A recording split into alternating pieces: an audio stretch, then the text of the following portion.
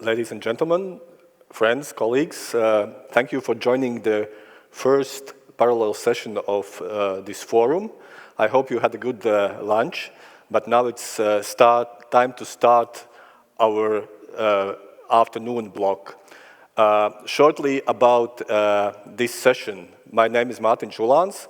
I am head of VASAB Secretariat, and I will be moderating both the presentations and also the panel discussion. So those are the two main blocks of this session. Also, which is extremely important to note that there are two our professional blocks of spatial planners. It's a maritime and it's a terrestrial. And those two meet at the coast. And the coastal communities are the most affected communities from those interactions. And this session will address those issues, how to make resilient and livable coastal communities. Our main moderator, Artis, already mentioned in the morning session about the slide. So you can see the QR code. You can prepare your phones. And during the first part of this session, there will be 3 questions that you will be required to answer very quickly. And in the second part of the session, during the panel discussion, there will be opportunities to ask your questions to the panel. So, and also, as Artis mentioned, there will be opportunity to vote for your favorite question, and those questions who will be the most popular will be also addressed to the panel. But now, and it seems it's like a deja vu from Sopot 2 weeks back, because we also had a parallel session, and I will do exactly the same thing as I did last time. I will ask and kindly welcome Emilia Malak-Petlicka to open this session. Emilia represents Polish Ministry of Funds and Regional Policy, and is Deputy Director of Department of Strategy. I'm trying to memorize as best as I can, and also she is chairperson of VASAB committee. Welcome, Emilia. The floor is yours. Thank you, Martinish. Actually, un déjà vu, déjà. Good afternoon, ladies and gentlemen. It's really a pleasure to be here again, and really pleasure to represent VASAB as Poland holds and chairs. It works until 2026. And well, as for the theme of this session, resilient, livable coastal communities. At first, I thought that the topic is quite challenging, of course, but kind of contradictory. Because when I think livable, I see green areas and mostly bike paths and accessible infrastructure like this. And when I think resilient, I see rather hard infrastructure and concrete infrastructure. So in this meaning, I thought first that it is kind of contradictory, but I think during this it will be like challenging, but I think our experts will combine those two features very well. And as for challenges, as for Baltic Sea challenges, there were mentioned already few of them, like climate change, sea level rise, and economic and competitiveness pressure, as well as technology pressure, and of course growing demand on energy, green energy, and security as well. These are, well, very important and very important challenges for today.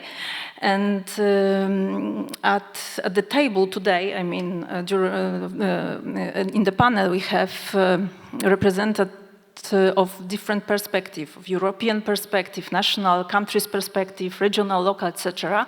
And at the same time, on the table, we have multiple documents, very important documents like Tallinn Declaration, VASAB HELCOM recommendation, VASAB Vision 2040, European Ocean Pact, many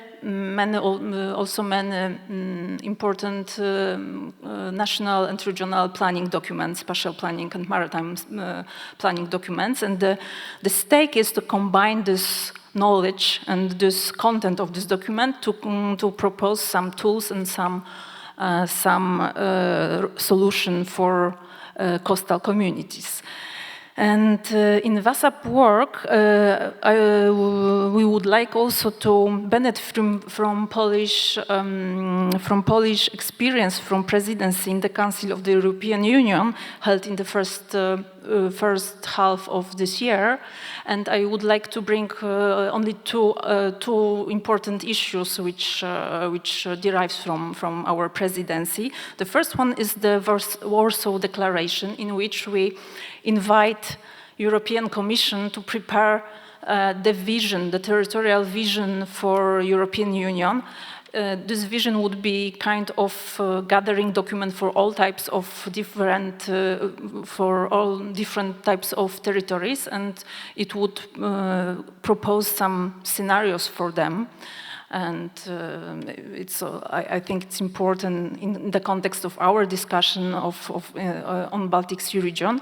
And the second output and second concept I would like to bring here from our presidency, it's executive resilience. It's a concept which is also linked to resilience directly, but it's not just like about bouncing back after a shock, but this concept, executive resilience, is about being creative and flexible and finding new uses from what already exists. So it's another one perspective for looking for resilience. And as a very last reflection, my very last reflection will be about a language. And since we use English as a language for our communication today, and during many other forums, I looked up how many words are linked to coastal and maritime topics in English language. It's about 1,500 words, it's something like that, and it's the same number of words is needed to communicate on the very basis level. And I mean, I would like to, looking forward to hearing words here, and which would perhaps form some solution and tools for coastal communities. Thank you. Thank you, Emilia, for giving us the frame of whole VASAB and also special planners' work, the documentation that we are working on, and also the need to study vocabulary to be perfectly fluent. But now it's time for the first question of Slido, and is about which level do you mainly work at. So please take your phones and vote, because it will be ready in 30 seconds. I will shortly reflect, and then I will introduce next speaker. So, which level do you mainly work at? And the results of this question probably will also lead us to the most popular speakers in panel. So, I just want to see which level shall be addressed the most. And currently we see that the regional level is competing with national level. So those are the top levels within the national states. So probably dealing with policy making. But now I will switch to the main first block of this panel and parallel session, which is presentations. And I would like to welcome on stage my dear colleague Margaret Voloshin. She is a special planning and communication expert at VASAB Secretariat, and she will shortly introduce you to VASAB Vision 2040 and coastal recommendations. So, Margaret. Yes. Thank you very much. Dear everyone, yes, I'm Margaret Voloshin, representing VASAB Secretariat, and I'm honored to speak today about the future of our shared space, Baltic Sea region, and how we can make it more livable, connected, and resilient. So, as you heard already in the morning, our coasts are places of beauty, opportunity, but also of pressure and change. They show how closely land, sea, and communities and ecosystems, development, and risks are interlinked. So, VASAB brings countries together to strengthen territorial cooperation through spatial planning. Today's session will fit that aim perfectly because we will be exploring how macro-regional visions and recommendations can translate into local actions. For discussion later, I highlight VASAB vision, approach to spatial resilience, and coastal recommendations currently under the revision. So, VASAB vision describes how by 2040 every place in the region should offer high quality of life and be well connected socially, economically, and environmentally. In vision we can see 3 directions: vibrant and inclusive communities, green, resilient region, accessible and connected region, and these 3 directions are actually linked by a unifying frame, which is advancement of spatial planning system and governance across all levels. For coastal, marine areas, this means several actions: integrating land-sea interactions into all planning processes, promoting balancing coastal development that enables coexistence of different uses, strengthening network of small and medium-sized towns, coastal towns, improving mobility and accessibility, safeguarding coastal ecosystem and land and seascapes. But vision is not only about the development, it's all about the resilience. Tallinn Declaration, already mentioned today, on spatial resilience adopted in 2025, where VASAB member states recognize that our region faces increasing uncertainty for climate impact, environmental degradation, to geopolitical instability and disruption of critical infrastructure. So that's why spatial planning now must ensure spatial preparedness, planning with awareness that risks, dependencies, and the need to maintain vital functions under distress. Spatial resilience means that our territories can absorb shocks, adapt to change, and continue to function, whether it's a storm damaging coastal infrastructure, sudden energy disruptions, or population shift. Together, and especially for coastal areas, Vision and Tallinn Declaration express a macro-regional commitment to sustainable and resilient development. This commitment supports action at local level, helping communities address challenges on the ground in ways that they strengthen not only their own resilience, but also resilience of entire Baltic Sea coast, where issues actually and impacts cross the borders.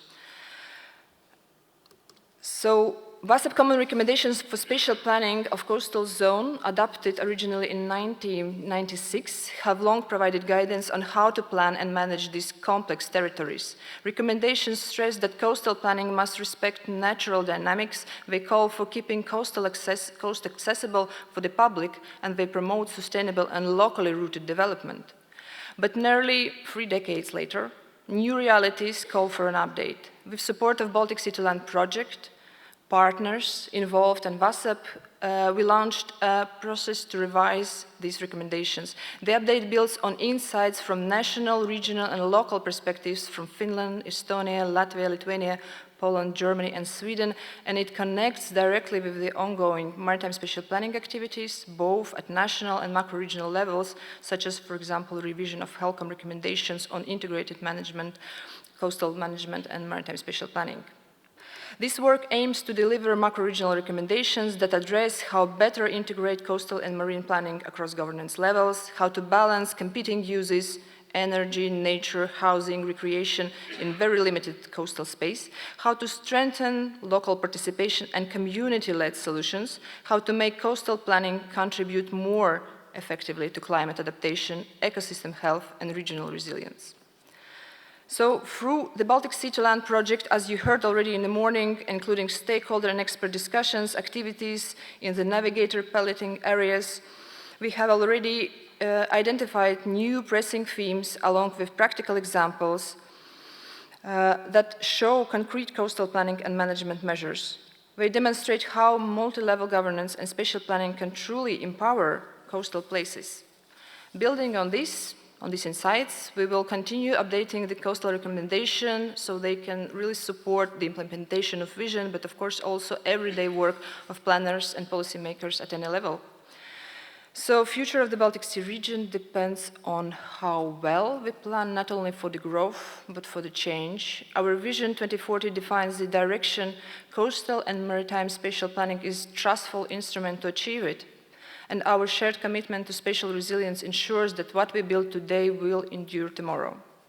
By aligning macro-regional framework with local needs and by fostering collaboration among municipalities, region and national authorities, we can ensure that coastal communities remain both livable and prepared for the challenges ahead.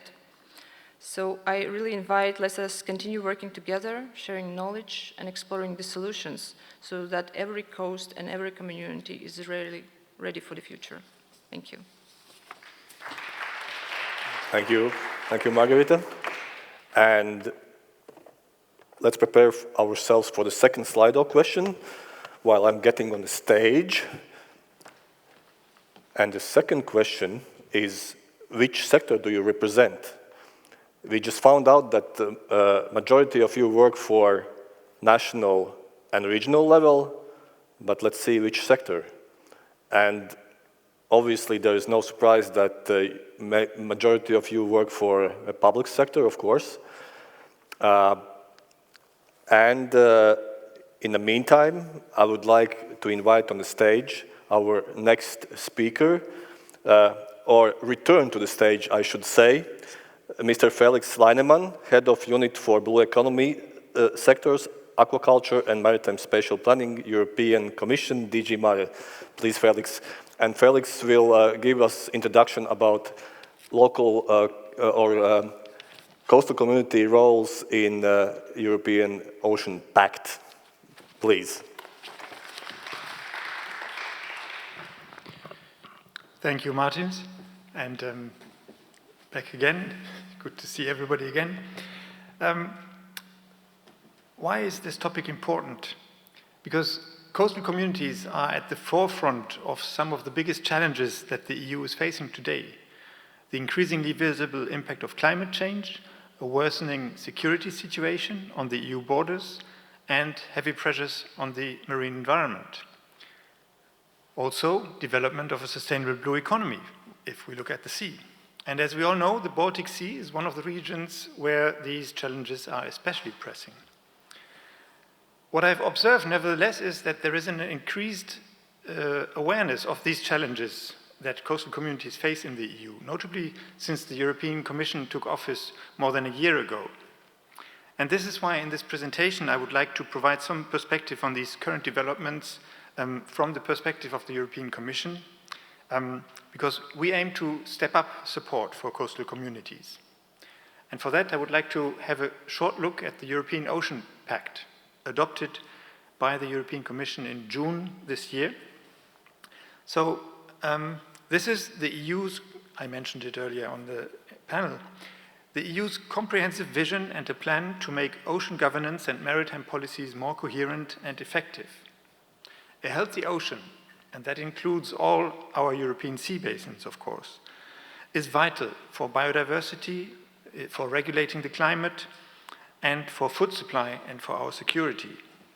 It's also the basis for competitive and sustainable blue economy, upon which many coastal communities rely. In the words of the Commissioner for Fisheries and Oceans, Kostas Kadis, the Ocean Pact will allow us to sustain the ocean so that it can continue to sustain us. And coastal communities play a central role in the Ocean Pact. The Pact itself, among its 6 priorities, includes a dedicated priority on the challenges and opportunities of islands and coastal communities in the EU. And there are 2 main reasons for that. First, because the objectives of the Ocean Pact, be it achieving a more sustainable blue economy, a healthy ocean, or stepping up maritime security, should ultimately improve the life of citizens in accessing quality jobs, in sustaining vibrant communities and traditions, and in ensuring a healthy and secure coastal and marine environment. So this could be seen as the people-oriented pillar of the Ocean Pact. And secondly, this dedicated pillar on islands and coastal communities also stems from the realization that the ambitions that are set out in the Ocean Pact will, to a great extent, rely on the engagement of local communities across the EU. Because ultimately, the people in local communities, coastal communities, are the driving force that will make the ambitions of the Ocean Pact a reality on the ground. And that people should actually benefit from it. Or if not, we will all suffer the consequences, whether we live on the coast or not. So coastal communities are considered as the stewards of the ocean. And for coastal communities, the Ocean Pact points in two directions. On the one hand, it especially underscores the enormous potential that coastal communities have to benefit further from a sustainable blue economy and develop new sustainable business models while contributing to nature restoration. We sometimes overlook the pivotal role of coastal communities. They supply healthy and sustainable aquatic food. They are pivotal for the energy transition through blue technology innovation and marine renewable energy.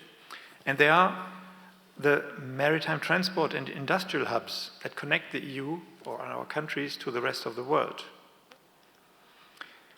Second direction is that the Ocean Pact also recognizes the important challenges for coastal communities. That includes a high exposure to climate change. According to the first EU climate risk assessment that was published last year, coastal areas are amongst those areas with the highest risk to climate change. But coastal communities also have other challenges. For example, the lack of diversification of economic activities in especially rural and remote coastal communities or on the EU islands. And they also have challenges with accessibility, over-tourism, and different other areas. We are just about to finalize an external study to develop a better understanding of the challenges and opportunities in EU coastal communities. We have covered a data analysis on the socio-economic and environmental situation in EU coastal communities. And while I can't disclose the full results because we don't have the final version yet, this analysis highlights once more the importance and some of the challenges that I have already mentioned. It also highlights that there is a high diversity. We have coastal cities, but also that are thriving, that are bringing things forward, that are the entry points and the connection between the land and the sea, but we also have very remote and not well-connected coastal areas. If we zoom out and look EU-wide, coastal areas in the EU are the home to nearly 95 million people. 55% of them live in coastal cities, while the other 45% is scattered across rural and remote coastal areas. The study also looks a bit deeper and includes different case studies. Of course, it's 5 case studies across the whole EU, so we didn't so much cover the Baltic, but I can tell you one case study comes from Poland, well, there are others, Croatia, Bulgaria, but of course we tried to cover as many sea basins as possible. We expect to publish the study before the end of this year, so mark your date and watch this space. So what does the European Commission intend to do with this study? The European Ocean Pact announces that the EU will come forward with a single coherent strategy for EU islands and coastal communities that should be delivered by the summer of next year. And I would like to encourage and invite you to join us in the process of developing this strategy. We need the input from stakeholders, citizens, and experts in coastal communities throughout the EU. We will launch a formal so-called call for evidence before the end of this year, and this will give the opportunity for input and comments.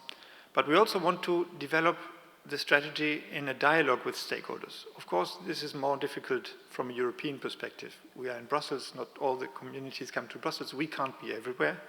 But during the first week of March, during the EU Ocean Days, there will be a dedicated day that will host a discussion and an event to discuss the upcoming strategy. Now, to conclude, let me point at the role of maritime spatial planning as a relevant tool.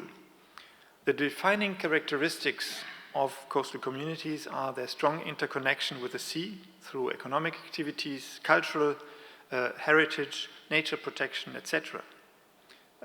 We have seen this already this morning in the presentation from the Baltic Sea2Land project.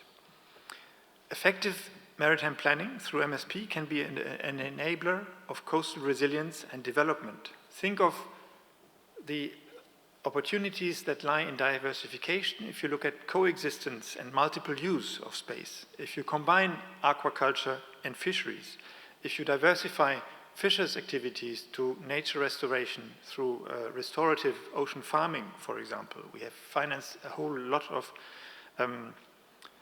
projects that do this, especially in the Baltic Sea. For tourism or for other emerging marine renewable energy technologies like wave or floating solar. These are other opportunities that can be looked at. The MSP directive recognizes that coastal and marine activities are closely interrelated and should aim to integrate the maritime dimension of some coastal uses or activities. Already this morning we talked briefly about the Ocean Act, which will be strengthening and modernizing maritime spatial planning as a strategic tool, and which should also support achieving the objectives of the Ocean Pact that are laid down in existing and sectoral EU legislation, be it in relation to the environment or marine renewables. Strengthening maritime spatial planning can also mean to look at the relationship between the coast, the land, and the maritime. So maybe there is another option for the Ocean Act to have a look at that. I look forward to these discussions that we are having. Thank you.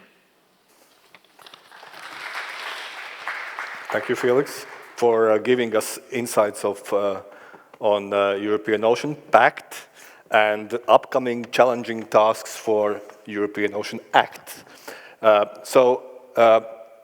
Before the panel discussion, there's one final Slido question in the first part. And it's a bit fun, to add a bit fun to our serious panel. Out of all the beaches on the Baltic Sea coast, which is your favorite? So, this is a tough one because Baltic Sea is very nice all along the coastline. Okay, I see that Salkrasti, like only Latvians, or neither, one Lithuanian. But Latvians are obviously taking over this vote. Finnish, Polish,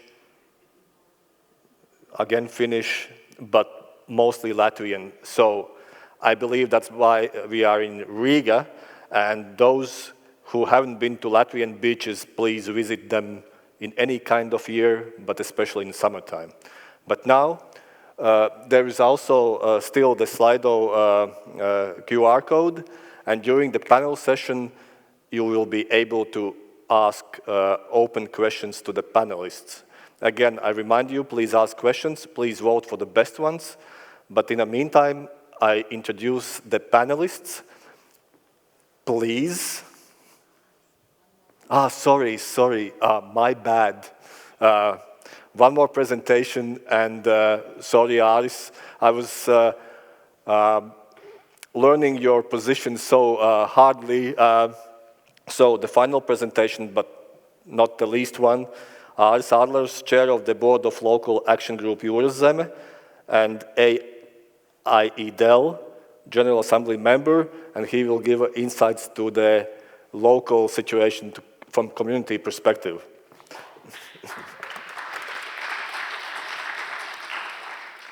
Good afternoon. My name is Aris Adlers. I'm representing Local Action Group Sealand, ADL, and also famed geographical expert in Latvia. And I will, first of all, I want to say that I'm very honored to be here I'm very happy to have an invitation for speaking with you today and also listening to you, because maritime spatial planning is not a thing what I'm in my professional life doing a daily basis, but when I was listening all presentation, I said, okay, this is really good tool for our communities I'm representing and dealing with, because when I was thinking how planning and development planning differs, there is one very important thing regarding communities. Communities who want life better. And I think that spatial planning can contribute a lot to this, but together with communities, and that's kind of perspective of communities I will present today. What I'm representing Fishery Local Action Group operating in Salcrost and Āders municipality. And this is one of 6 fishery local action groups in Latvia. There are more than 300 fishery local action groups in Europe, but here you see, to be more visible, my local action group, it's really coastal parishes, like rounded by red circle, and also arrow, where my local action group is located. So it's near Riga, and unites more than 15 villages near the coast. What we do, we work with community-led local development, which is a bottom-up participatory approach to fostering sustainable development through projects selected at local level to address local needs. So in theory and practice, we have to say that we know what local communities need in a framework with our work. Nowadays, coastal communities are undergoing massive changes, and there are a few indicator groups which can highlight the main challenges. I'm not talking about all Europe, but in Latvia for sure, and most probably it will be not holistic understanding of all changes communities facing, but the main. First of all, economic factors. We see for many years a declining of traditional employment in coastal communities continues, especially coastal fisheries. Nowadays, even though we can say that tourism is developing, but there is less and less people are involved in this traditional economical sector. There are social factors. Challenges introduced by newcomers, especially those regions which is attractive for second house owners or first house owners a lot in nowadays when people are changing and those communities are facing these changes, and also different views on perspective of developing particular villages. Environmental factors, climate change, which is already highlighted here, including erosion and ecology. Cultural and historical factors. People understand that they are already historical and cultural history as itself, so people from abroad and not just external people are making them as a artifacts. Municipal service provision in Latvia, municipal services centers are located increasingly farther from coastal community because of the regional reform. Of course, I'm not talking about these big cities which just stay what they are, but after regional reform, municipal centers are not, except Salcrost municipality, are not in the coastal area. So there are already borders for those municipalities. And specific marine resources, which especially Kurzeme planning region communities feel threats, such as the construction of offshore wind farms, which is a hot topic in Latvia for sure. And I will give you one case study from Tsarnikava village, which is 20 kilometers away from Riga, from here, very close. And we are doing some development planning now for this area. And there is preconditions what we discovered, what is important for local communities to have possibility for further development. First of all, it's access and infrastructure, which means improving infrastructure to ensure safe and convenient access to water areas.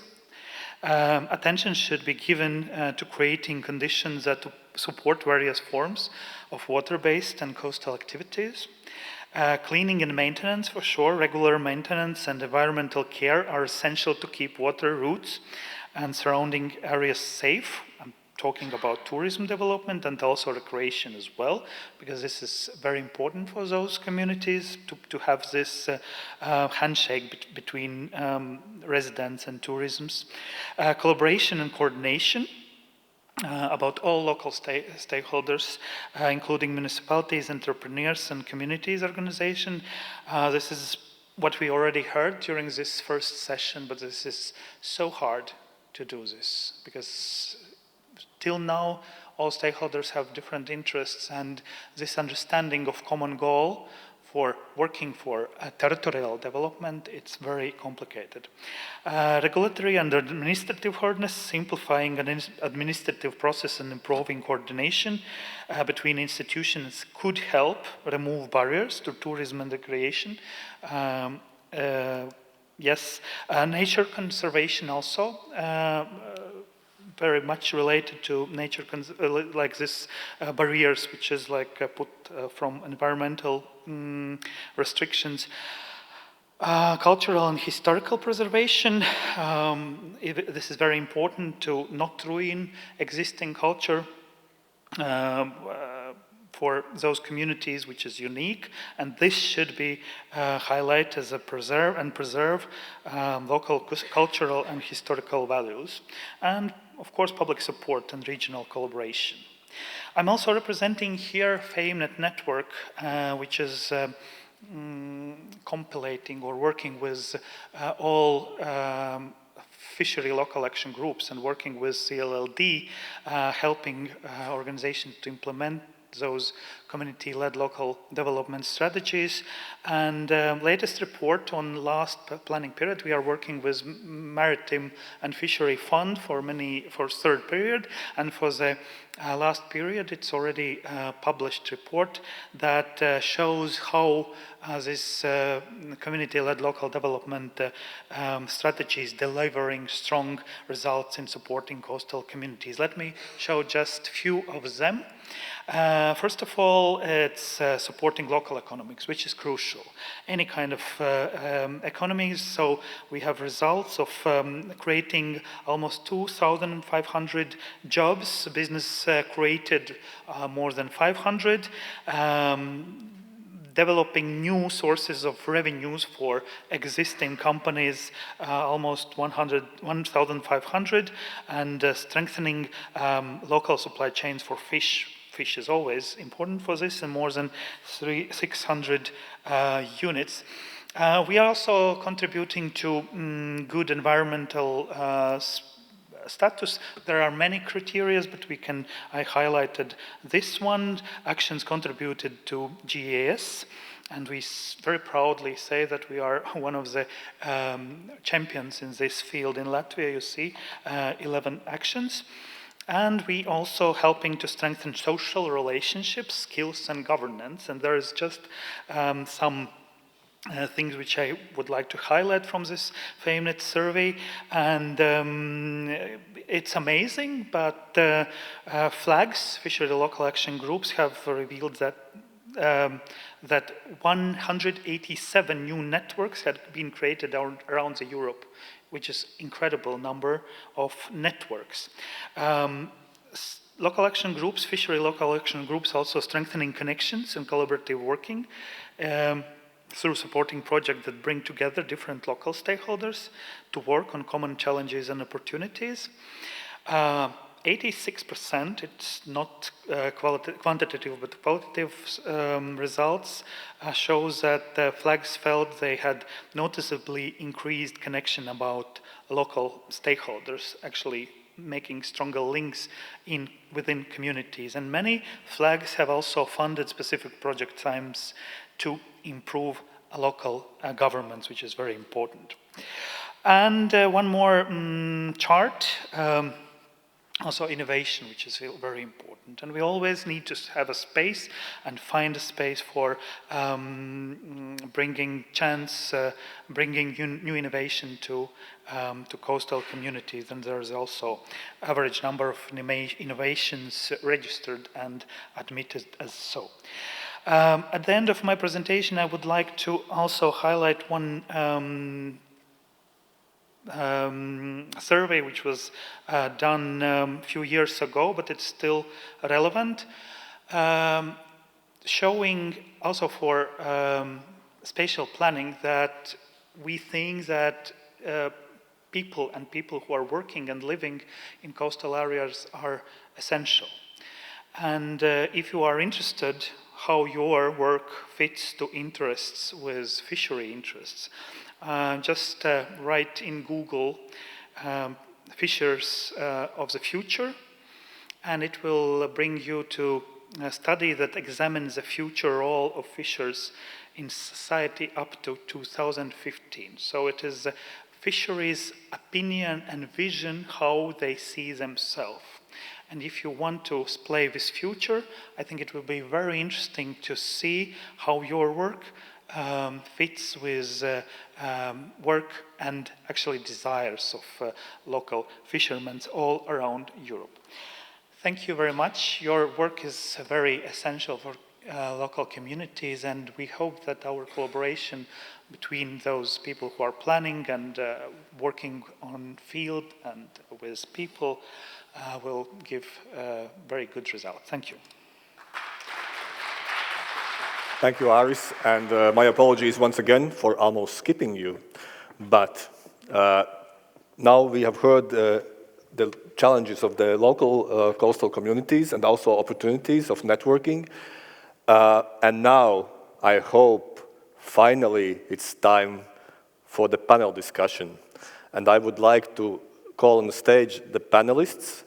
They will also appear soon on the screen. First of all, my dear colleague, Egija Stapkeviča, Deputy Head of VASAB Secretariat, representing macro-regional level. Please, Egija. Then, representing national level, Ilma Valdmane, Ministry of Smart Administration and Regional Development of Republic of Latvia. She is a project coordinator. Representing regional level, Heidi Saaristo-Levin from Regional Council of Southwest Finland, Planning Director, please. And last but not least, Dirk Schelje, Heinrich Stiftung Schleswig-Holstein, representing local level. Please, Dirk. And the panel will address the questions we just explored, but I will use my status as a VASAB Secretariat head, and I'll ask first question to my colleague Egija about what do you think is the vision, what is the support that VASAB Vision 2040 and coastal recommendations brings to local coastal communities, please. Good afternoon, ladies and gentlemen. If I have to start with VASAB Vision, and thank you for giving this chance to promote VASAB Vision to the region, to the stakeholders. Yes, we have to say that, mention that VASAB actually is the only organization that looks on the Baltic Sea region as a whole from the spatial planning perspective. And among main tasks are to prepare policy options for the territorial development of the region and provide a forum for exchange of know-how on spatial planning. And of course, these events like forums give us chance to gather for all policy level spatial planners in one place to exchange, to learn from each other, and to inspire from each other. And also here I would like to say a big thanks to Aris, who came to, who took this opportunity and this offer to come here. And actually this is the first time when, since I am in VASAB and in this macro-regional organization, when we are communicating and like highlighting local community needs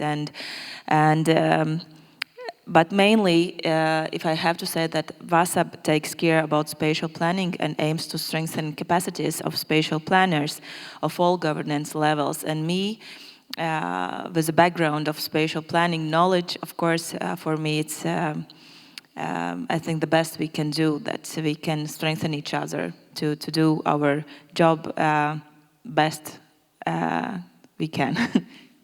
Thank you, Egi, and I completely agree with you.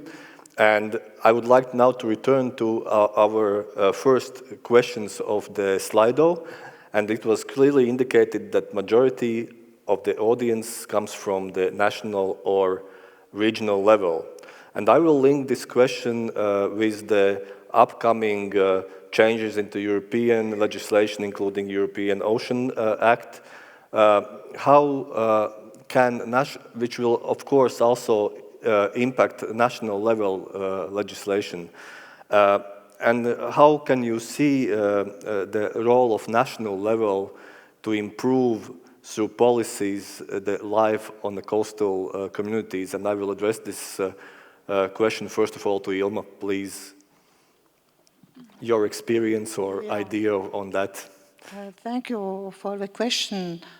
At the national level, we have spatial planning documents. It is maritime spatial plan and coastal spatial plan.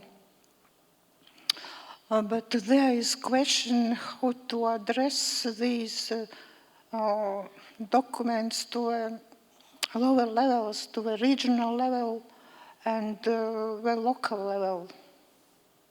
And I think we still do not have policy of spatial planning in Latvia. And it would be very important because the different sectors should be involved in the process of not only in the marine spatial planning, but overall spatial planning. I think we need this policy. Would you expect that also European Ocean Act supports those kind of initiatives to strengthen also national level policies towards coastal communities? I think now we had established a communication group. It is some kind of model of multi-level government approach for the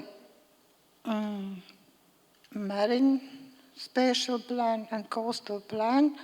Now we have had prepared interim evaluation reports, and this coordination group was established. And it is very, very good platform for coordination, collaboration in all administrative levels, as well with researchers, as well local communities, NGOs, and education. And I think this is a good example how a multi-level government approach should be realized. Okay, thank you. I will rephrase this question and also address to regional level. Please, Heidi, how do you think the national policies can support regional initiatives and help to develop good practices on the regional level? Thank you for the question. It's an important one. In Finland, we have a very good cooperation between the national and the regional level. So I think that these national guidelines do affect the regional plans quite well, as it is today. And I think that we will keep on doing that and have it that way. The challenge is that how does the regional plan get the national guidelines through their plans to the more local level, so that the local level understands what the aim are, what is the goal, why are these things shown in a plan, why, and that's the big question, how the cooperation on the regional plan function to the national level and to the local level. Thank you, and this will bring me to the local level, which means I will ask how you see how on a local level you can promote your needs to the national level, which would then later reflect to the national policies. Please, Dirk. Yes, okay.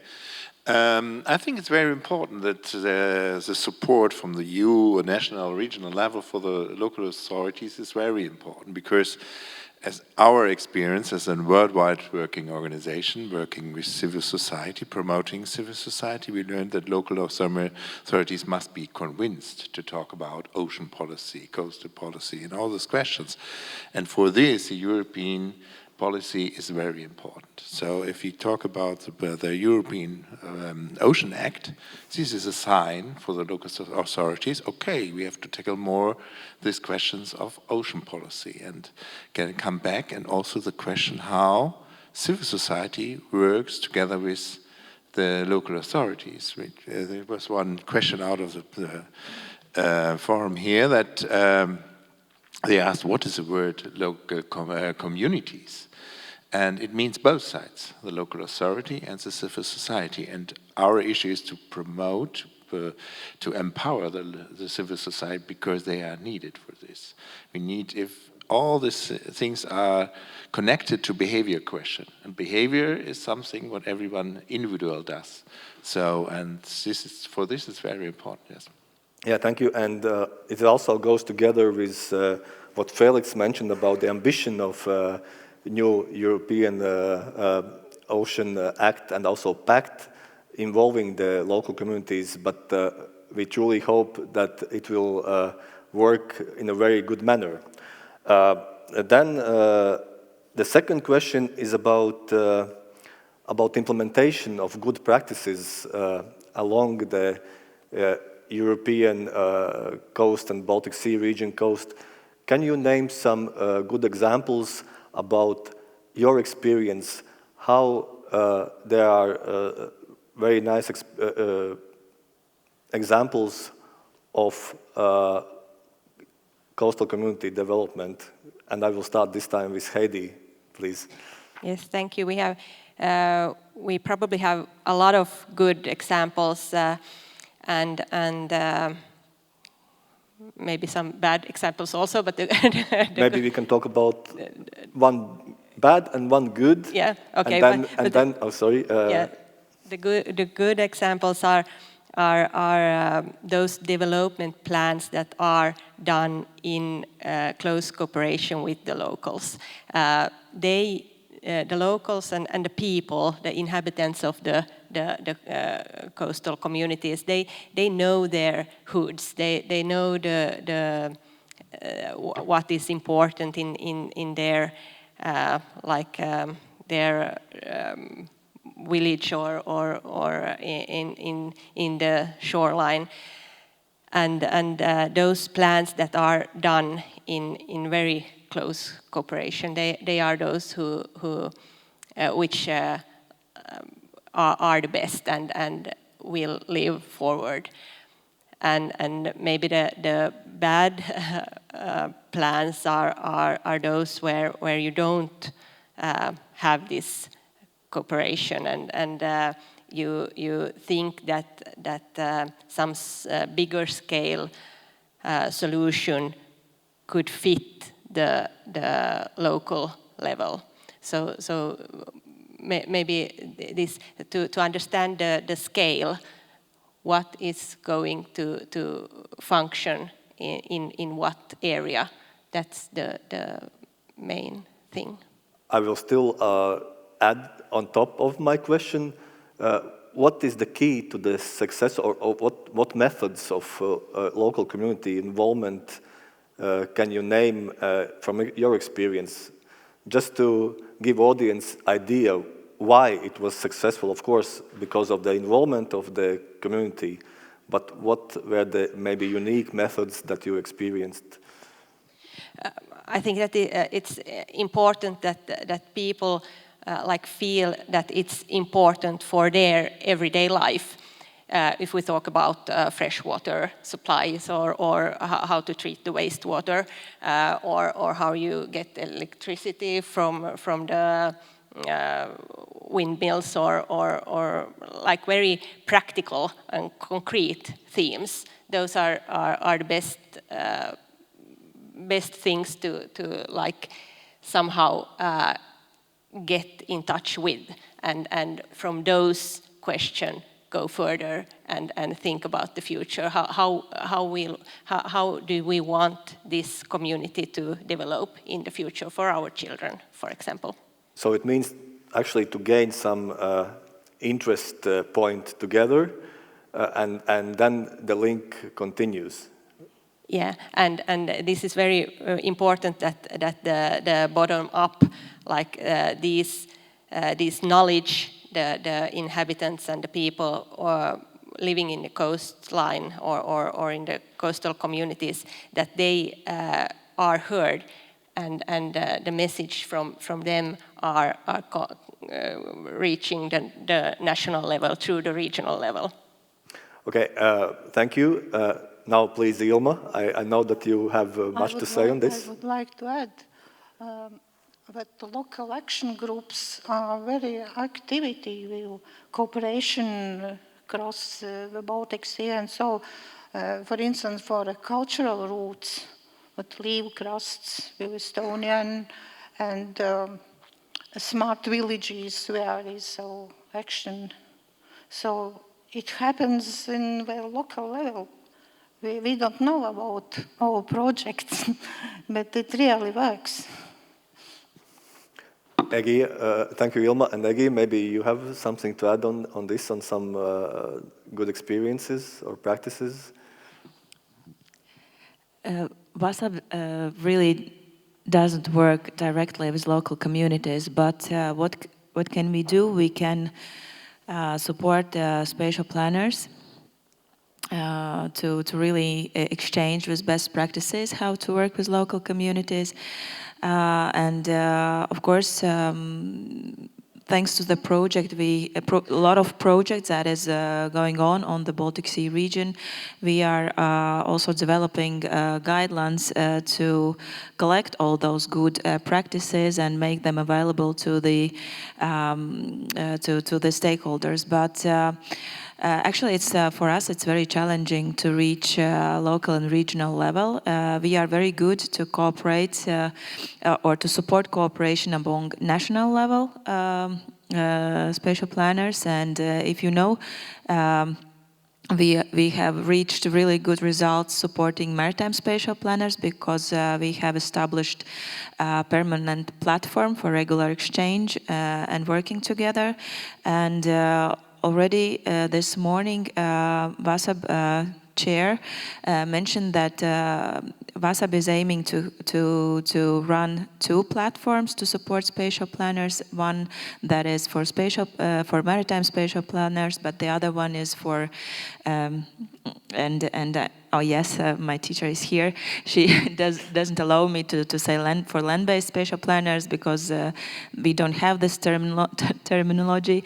But for those who who work for territory. And if we are talking about spatial planning, then of course we understand that we are not talking only about territory, but also about all the processes that is ongoing in specific area, and how to reach within the development process of policy, how to reach impactful and meaningful change. Yes, and but of course, if I have to reflect on challenges, we are also initiating different projects for spatial planners. And one is Baltic Planet, where we are exploring how to cope with climate change on coastal areas. And actually, it was really not easy task to reach out to local and regional authorities, and that means that dialogue is not established yet, and there is a lot to do to establish dialogue among all policy levels. Yeah, thank you, Egi. You are completely right. We are trying hard to reach all levels, especially regional and local, but I will return back to the initial question about good practices and to involve local community. And Dirk, considering your huge experience, maybe you can name one or two good practices, and what was the key to the success? Yes, I can come back to our experiences with city planning. So city planners and the most city planning problem, city planners have the problem that they can't really reach the citizens how they do it. Yeah, they ask them, they take the information. 5 years later, they come back with the planning. People forgot everything. So we work with in our projects with around 50 cities in different projects, and for example, with cultural methods. So because all these questions are a question of negotiation. What is the plan? It is not only the decision of the authority, negotiate with the people and about what we call public interest design. What is a public interest and how is it designed? So that to bring people together. And then in this case, it's very important to give people a voice. And we heard about this 1,500 words of this planning words. Only this and only language. But this is not a language normal people speak. You must find other ways to do it. And cultural people are very good at this. To visualize the things, what people think, what their wishes are, what their wills are, and it brings up to be represented in the story. And all this, when we talk about livability, resilience, social cohesion, all these questions, it's always a question to involve the people on the same eye level. And so we can come back to this. It's a method is called, for example, urban cultural planning. It's developed in Copenhagen. As you know, Copenhagen is the livability story comes out of Copenhagen, and this is very successful. Yeah, thank you. Before I turn to some of the questions from Slido, I will still address at least one question about how to identify the needs of local community. Aris addressed in his presentation several challenges. We can take economic, we can take social, environmental. Let's do it like this, and I will start with you, Dirk.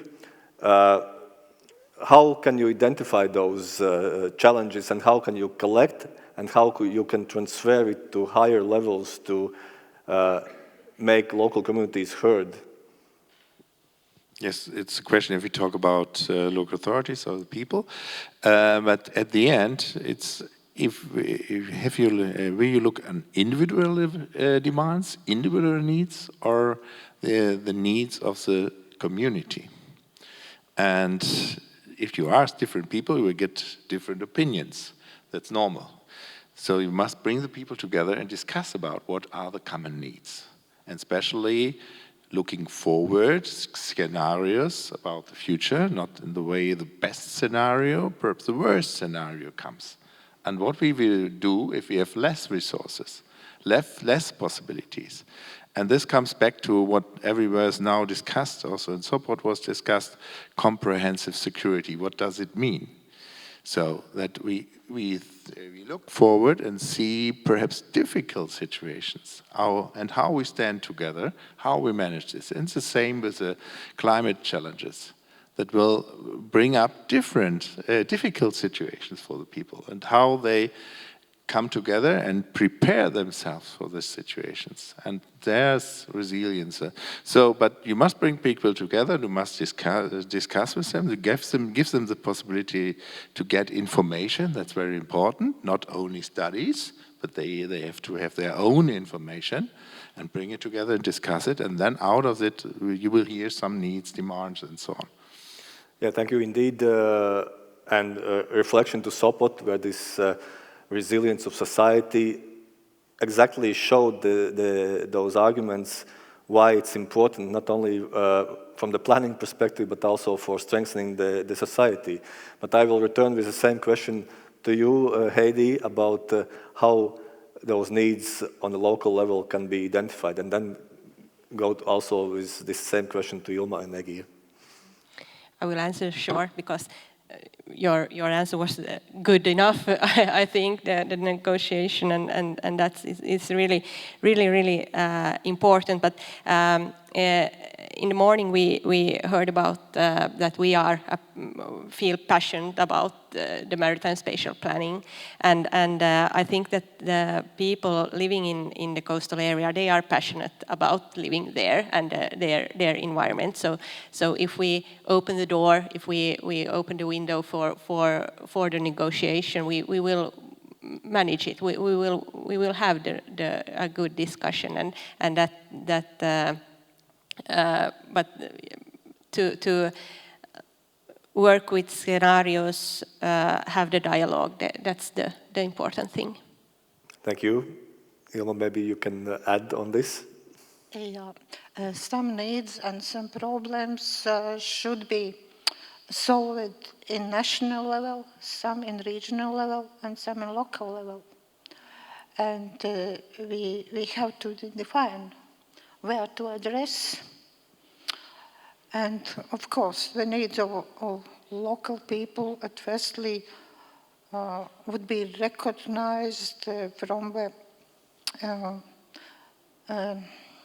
advisory boards, advisory councils, how it's called in Latvian legislation, and went to local administration and after that to a council, local council, and went to a region, and it is one way from bottom to up, but it could be many ways when we solve problems parallelly.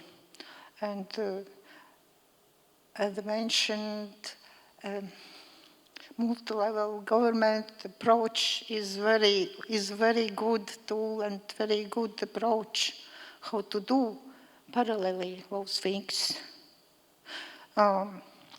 In our coordination group, we had some meetings in the place, in the coastland, in Angure, in Salacgrīva, and when we got to know local problems, local development possibilities, and it is very, very valuable for representatives of ministry who never had been there in that place, never had seen how it looks into their life. Yeah, thank you. And I will add a bit on this. You said you approached several coastal communities. Were those challenges or problems the same, or they were different? It depends from a place to place. But it is very valuable approach, I think. It should be done parallelly, not only from the top to bottom or from bottom to top. And it's for sure scalable also to other yes. administrative units. And thank you, Ilma. I will ask this to Egi in a bit different source about don't be afraid. It's about how those local needs can be transformed and how we can impact through macro-regional level, if we can identify those problems. Okay, I will answer in a way I understand this. Okay. First of all, what I want to deliver is that we are really willing to promote VASAB vision. VASAB vision is developed based on the needs, challenges, trends, and different policies we have in the region, and it really reflects the needs of the Baltic Sea region. And if you have established networks and conference for local, regional, national stakeholders, please invite VASAB to promote VASAB vision. We have great knowledge on the from the background synthesis report to the VASAB vision, and we are really willing to give an insight on the wider context of local territories, and it can really open up our minds and visions on not only on challenges where actually we are facing the same challenges, just maybe different approaches to work with these challenges, and we can really successfully cope together. And the cooperation, it's really important, and we are here to support the cooperation and dialogue, but also to successfully represent the interests of local communities at the macro-regional level. I think, and Aris Adlers greatly showed that communities must have necessary capacities to do this. So we cannot cooperate with communities that are not organized and structured and that are not clear on the needs and that cannot deliver those needs to the regional or other policy levels. So communities must be self-organized and have clear vision of the priorities of the territories they represent. And I think this is a precondition really serious. And the greater the challenges faced by a territory, the more important it is for communities to be represented in development planning process, but also territorial governance. And this is what we really need to think. All policy levels, that state and local governments must have mechanisms to support local leaders. And it doesn't matter whether local leader represents public authority, regional or national, or it's a really great person from the community. We have to empower those leaders to organize communities for change. Thank you, Egi, and you answered my question exactly how I expected.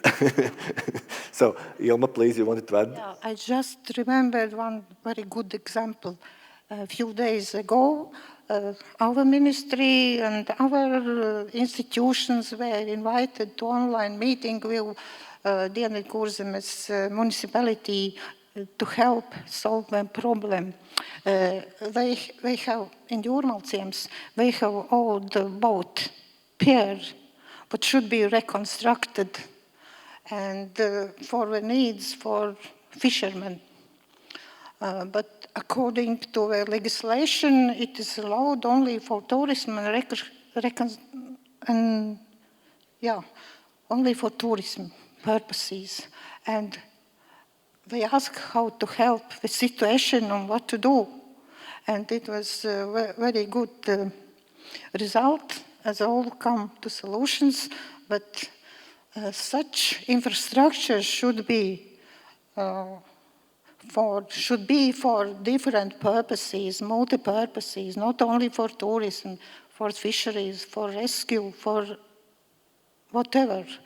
And what to do, as they do not have to receive a license from Ministry of Cabinet, as the municipality can build and reconstruct and do what they need. And it was a good example how together we solve this problem.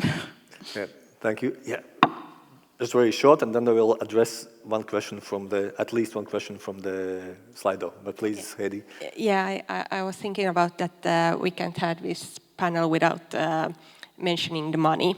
So EU funding and national funding is really important and for those local communities and those local, we need to support the leaders and we need to support the politicians there, but the locals don't have the capacity to have this kind of big administration so we need to have the bureaucracy like it's light so that it's a tool for the funding and to develop the communities that way. Thank you. Yeah, thank you.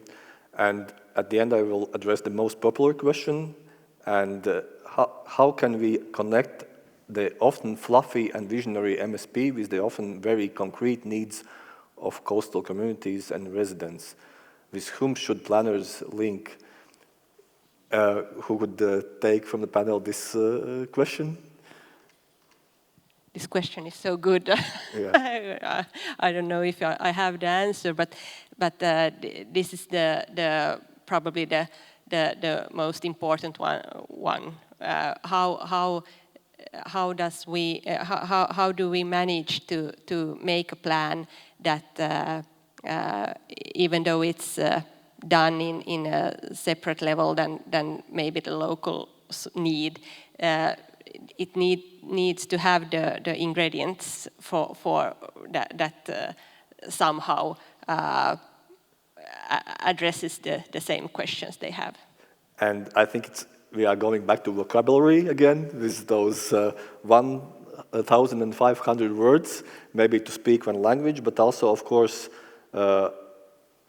the role of such organizations as VASAB is extremely important to transfer and translate and make more easy to understand that actually those even, as it addressed, fluffy and visionary MSP can be brought to land, and it's exactly the role of our community to do so. So our time is up. Thank you very much for all the panelists, for all the speakers, for the audience that you came and listened to this very interesting parallel session. Thank you, and enjoy the rest of the event. Thank you.